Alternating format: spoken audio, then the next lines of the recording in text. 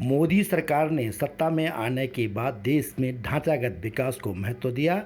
और इसी का परिणाम है कि आज देश में सभी जगह बेहतर सड़कें देखने को मिल रही हैं। उन्होंने तटीय क्षेत्रों के विकास के लिए सागरमाला परियोजना की 2015 में शुरुआत की। यह सागरमाला परियोजना आज देश के लिए किस तरह से उपयोगी साबित हो रही है, इस बारे में खुद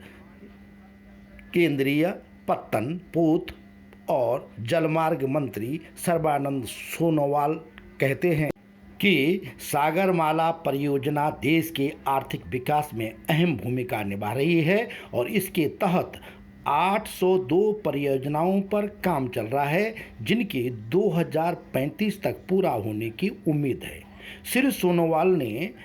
शुक्रवार को यहां राष्ट्रीय सागरमाला सर्वोच्च समिति की बैठक की अध्यक्षता करने के बाद आयोजित संवाददाता सम्मेलन में कहा कि सागरमाला परियोजना मोदी सरकार की संकल्पना है और अपने 7 साल की अवधि के दौरान इस परियोजना के तहत तटीय क्षेत्रों में गतिविधियां बढ़ी है और इस कार्यक्रम के कारण देश की आर्थिक प्रगति को महत्वपूर्ण गति मिली है। उन्होंने कहा कि सागरमाला परियोजना के तहत इस समय 5.5 लाख करोड़ रुपए की 802 परियोजनाओं पर काम चल रहा है और इन परियोजनाओं पर 2035 तक काम पूरा होने की उम्मीद है। उसके बाद देश की आर्थिक प्रगति की लंबी छलांग लगनी है, यह सुनिश्चित है।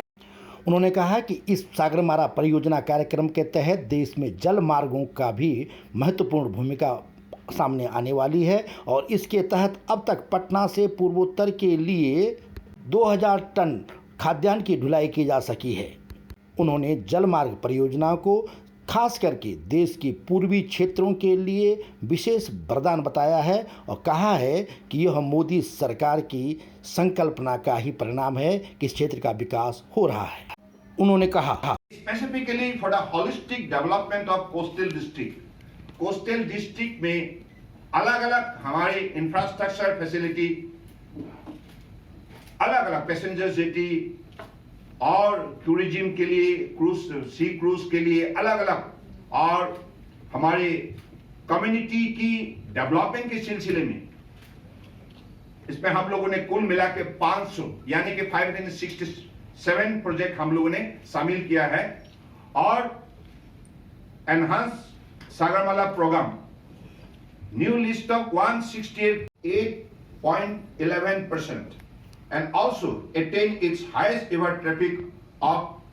127.1 million ton.